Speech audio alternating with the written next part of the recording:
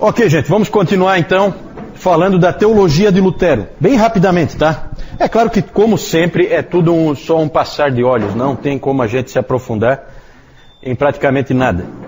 Mas a gente sempre pode pegar elementos assim que chamam a atenção. Vou começar com uma frase do Lutero, em que ele diz assim: por aquela única rocha que chamamos de doutrina da justificação pela fé somente, nós queremos dizer que somos remidos do pecado, da morte e do diabo, e somos feitos participantes da vida eterna, não por autoajuda, mas por uma ajuda externa, somente pela obra do unigênito Filho de Deus, Jesus Cristo. Então aí ele fala que a justificação pela fé somente é o que nos salva. É dessa maneira que nós somos salvos. Não porque nós nos ajudamos, mas porque o Senhor Jesus Cristo fez uma obra em nosso lugar. Então, além do sola escritura, que nós já tínhamos visto nele, nós vemos aqui o sola fide, somente a fé, e também sola gratia e solus Christus, também nessa frase nós podemos ver que para Lutero é a mesma coisa. Somente a fé, somente a graça e somente Cristo é tudo a mesma coisa para ele, na cabeça dele. Só que levou muito tempo para o Lutero chegar aí, né? Nesses quatro lemas da reforma que a gente conhece, né? Tem mais um aí, mas aí é mais o Zwinglio que contribui com o próximo, que é o Soli Deo Gloria. Quem conhece um pouquinho da vida de Lutero sabe que o texto que importunou ele a vida inteira foi o texto de Romanos 1:17.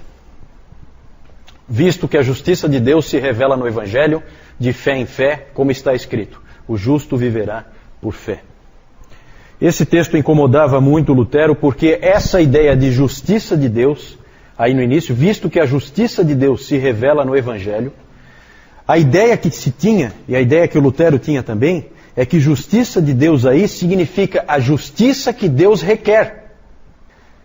E aí, se essa justiça que Deus requer está revelada no Evangelho, então o Lutero chegou à conclusão que o Evangelho é a própria lei, e que a lei é o Evangelho. E que boas novas que tem nisso. Nada de novo, certo? Porque se é a justiça que Deus requer de nós, e que está no Evangelho, então ela é uma outra forma de lei. Isso incomodava Lutero profundamente. Ele tinha crescido com a fé católica, que vocês viram naquele sistema sacramental, lá naquele texto, vocês viram como é que era a fé católica. Que ela dizia mais ou menos o seguinte: dê o melhor de si, faça o possível, faça o que você puder, dê o máximo que você puder, Deus faz a parte dele, você faz a sua. E a sua era o que a igreja mandava você fazer, basicamente, né? Lutero sentia que era impossível você cumprir a sua parte. E ele se perguntava sempre o quanto é o bastante. Ah, dê o máximo possível, mas o quanto é o máximo possível? O quanto que eu tenho que fazer para conquistar a salvação? Isso importunava ele. Ele teve várias crises em relação a isso aí. A primeira, famosa, foi quando ele caminhava, depois de uma das suas aulas de direito, ele estudava direito, ele caminhava pelo campo e houve uma grande tempestade. E nessa grande tempestade ele achou que ia morrer, porque raios caíam, batiam nas árvores e tal, e ele achou que ele ia morrer. E aí ele prometeu para Santa Ana era a protetora dos mineiros, e o pai dele era um mineiro, portanto era a santa da família. Ele prometeu para Santa Ana que se ela livrasse ele daquela tempestade, ele se tornaria um monge. E aí, ela cumpriu a parte dela, assim dizendo, né? E ele cumpriu a dele, né? E aí ele tornou-se um monge. E um bom monge. Dos melhores. Ele realmente tentou ser o melhor que ele pudesse ser. Fazia tudo o que se esperava de um monge e muito mais. Ele tinha que, por exemplo, se confessar. Só que ele se confessava várias vezes por dia. E aí à noite ele lembrava de alguma coisa que ele não tinha confessado. E aí ele ia acordar o confessor dele, que era um outro monge, mais velho normalmente, para confessar aquele outro pecado que tinha vindo à mente dele. E a ponto do confessor dele se irritar tanto com ele, que chegou...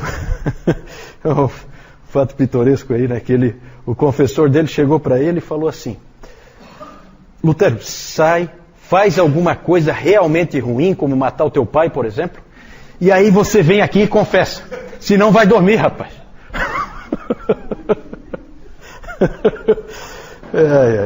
Ele corria atrás da salvação. Outra crise que ele teve foi quando ele foi ordenado padre, finalmente, e ele teve que oficiar a sua primeira missa. E quando chegou a parte em que ele levanta a hóstia, e aí ele tem que dizer aquele hoc est corpus meum, né? Este é o meu corpo. Ele então teve um colapso. De tão nervoso que ele ficou, ele não conseguiu fazer. E ele teve não conseguiu levar para frente. Na verdade, Deus não era uma solução para ele, Deus era um problema. Ele via Deus como alguém terrível. Ele estava dentro daquele pensamento que o catolicismo tinha implantado em tanta gente. Tanto que ele chegou a dizer para um amigo dele: eu não amo a Deus, eu odeio a Deus. E aí ele se sentiu mais mal ainda, porque agora, além dele já ter essa situação, ele agora tinha acrescentado a blasfêmia em relação a todo o sentimento que ele já tinha. Então ele era um indivíduo atormentado enquanto monge. Ele tornou-se professor em Wittenberg em 1513, e de 1513 a 1517, que foi quando começou a reforma, ele já tinha ensinado nos livros de Salmos, Romanos, Gálatas e Hebreus. Vejam que é interessante como Deus usa, né? Porque esses 4 livros são livros que, se você parar para pensar, são livros peculiares aí, né? Para alguém que tem que chegar numa conclusão como Lutero chegou, de que a salvação é pela fé somente. Juntar esses 4 livros parece ser uma junção muito boa, né? E foi na providência de Deus que aconteceu. Enquanto ele estudava, ele já começou a receber alguma luz sobre o significado desse texto, Romanos 1,17. E aí houve a famosa experiência da torre, que era a torre onde ficava o quarto dele, o quarto de estudo dele, no mosteiro. Lá, Deus então revelou para ele que a justiça de Deus revelada no Evangelho não é a justiça que Deus requer, mas a justiça que Deus dá. Salvação não é uma obra, é um presente. Isso é transformador. Lutero diz o seguinte: ali eu senti que tinha nascido de novo e entrado no paraíso por portas escancaradas. Tanto quanto eu odiei a expressão justiça de Deus, eu agora a amava. Esse entendimento norteou depois toda a vida dele. A linguagem do catolicismo escolástico era: se fizeres isso, receberás aquilo. Agora era diferente. Porque recebeste isso, farás aquilo. Completamente o inverso. O historiador Kurt Aland disse: o mundo inteiro entrou em colapso por causa de uma descoberta exegética, por causa da interpretação certa de um texto bíblico. O ponto central de Lutero sempre foi a graça. Ele comparava a salvação, alguém buscando a salvação pelas obras, ele comparava com a terra seca. Ele dizia que encontrar a salvação fazendo obras é como a terra seca tentando produzir chuva. Chuva vem do céu. Terra seca não produz chuva. Outro aspecto interessante da teologia do Lutero, porque isso aí é o centro da teologia do Lutero. Tem outros aspectos, mas que a gente não tem tempo de tratar aqui. Outro aspecto muito interessante é a metodologia. O fundamento do Lutero é a graça. A metodologia são essas 3 palavras aí: oratio, meditatio, tentatio. Como você faz teologia? Como você estuda a palavra? Ele dizia que sempre começa com a oração. Você ora antes, durante e depois de estudar a palavra de Deus.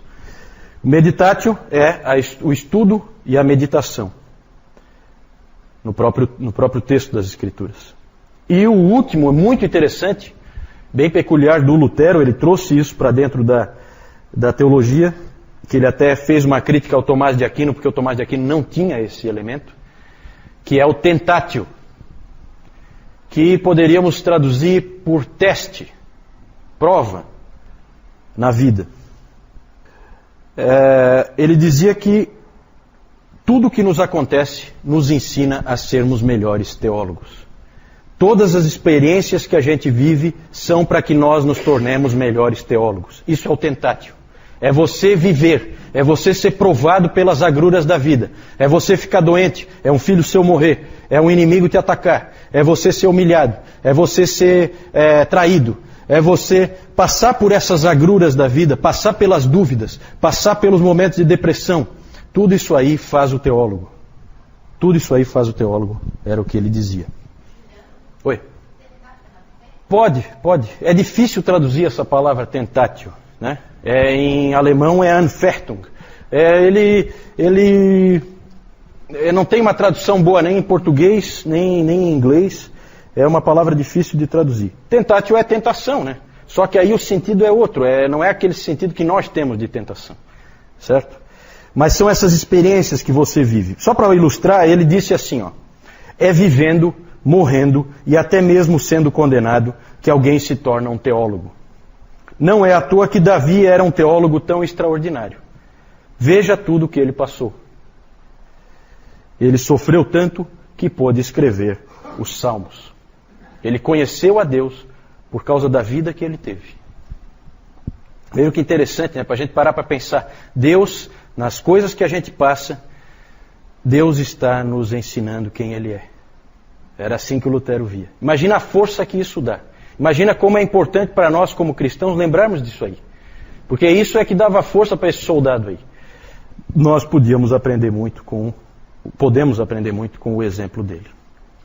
O Lutero ele não escreveu uma teologia sistemática como o Calvino fez. A sua teologia ela é conhecida por tudo que ele escreveu, todo o material que ele escreveu, o pequeno catecismo que ele escreveu para as pessoas simples de Wittenberg.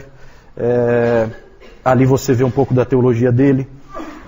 A Confissão de Augsburgo, que não foi ele que escreveu, mas que tinha muito da teologia dele também. Ela é de 1530. Quem escreveu foi o Philippe Melanchthon, grande amigo dele, grande parceiro, sucessor dele, era o Philippe Melanchthon. E aí a gente tem que falar um pouquinho do Melanchthon, não tem como não falar um pouquinho dele. O Lutero é de 1483, o Melanchthon é de 1497, e isso dá 14 anos, é isso? De diferença? Né? 14 anos de diferença, então o Lutero já é uma pessoa um pouco mais velha, o Melanchthon é um pouco mais jovem. O Melanchthon era professor de grego lá em Wittenberg, desde os 21 anos, e foi grande amigo de Lutero. É o típico intelectual, o cara calmo, sossegado na dele. Ele permaneceu amigo do Erasmo, porque o Lutero era assim, quando ele discutia com alguém, acabou. Não, dali para frente é inimigo. O Melanchthon não, permaneceu amigo do Erasmo, se correspondia com o Erasmo. Foi grande amigo de Calvino também. Os dois se correspondiam, bem interessante a correspondência deles. Eram homens de idades mais próximas, né? A mesma geração. Ele tinha uma personalidade um tanto quanto tímida, medrosa, e o Lutero às vezes tinha que dar um empurrão nele, porque ele era daquele tipo de pessoa que acha que sempre alguma coisa vai dar errado, né? Então ele ficava com medo de fazer porque não vai dar certo, sabe? Aquela pessoa temerosa. Ele era um pouco assim, bem diferente do Lutero que fazia primeiro, pensava depois, né? Então ele tinha que ser de vez em quando encorajado. Era um teólogo muito hábil, e o Lutero chegou a dizer que o Lutero é exagerado, né? Ele chegou a dizer que o livro do Melanchthon, Loci Communis, que era um tipo de teologia sistemática, devia ser incluído no cânon. Claro que ali ele estava vendo a teologia dele retratada, então ele estava bem assim predisposto, né? Claro que ali ele exagerou, né? O problema é que o Melanchthon mais tarde se afastou da teologia do Lutero. Sorte dele que o Lutero morreu, porque senão ele ia ouvir um monte, né? Ele acabou se afastando, ele acabou indo na direção do Erasmo, num aspecto, e na direção do Calvino, no outro aspecto.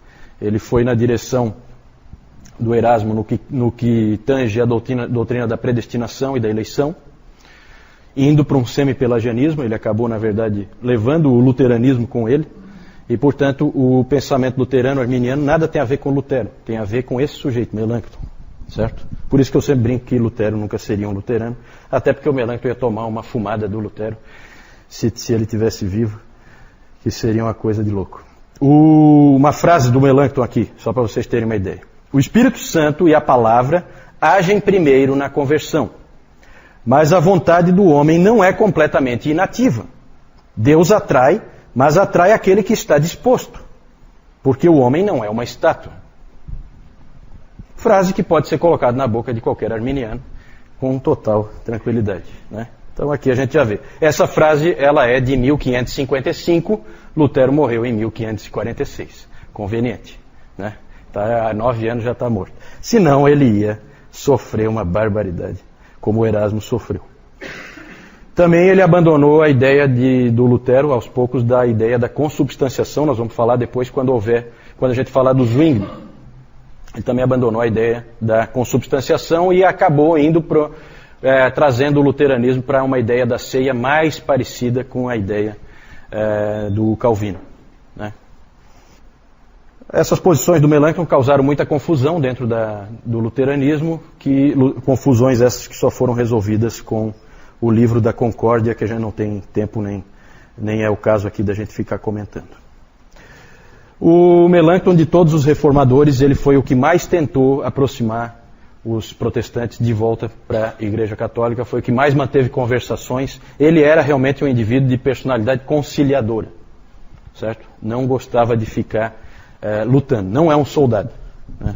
Já o Lutero é um soldado. Ok, só mostrando para vocês aqui, isso aqui é uma indulgência, o documento, né? Um monte de coisa escrita. Aqui é o Tetzel e a sua feirinha, ele lá falando, vendendo indulgências, certo? Ali vocês veem Lutero, Frederico o Sábio da Saxônia, a Catarina von Bora e o Melanchthon, aqui personagens que a gente falou nessa história. Aqui as 95 teses, esse aqui é uma cena do filme Lutero, né? Em que aparece aqui o ator pregando as 95 teses na porta da Igreja do Castelo. Dieta de Worms, onde Lutero compareceu perante o emissário do Papa e o Imperador. E aqui o Castelo de Wartburg, foto atual. Aqui a salinha onde ele trabalhava e onde ele jogou o tinteiro, né? Segundo se diz. Ou o diabo jogou o tinteiro nele antes. Aí há controvérsias. Aqui a bula papal, né? Bula contra Errones, Martini, Luteri e não sei o que, né? Os erros, bula contra os erros de Martinho Lutero. O que o Lutero fez com a bula? Queimou. Ignorou completamente a bula que o excomungava, certo?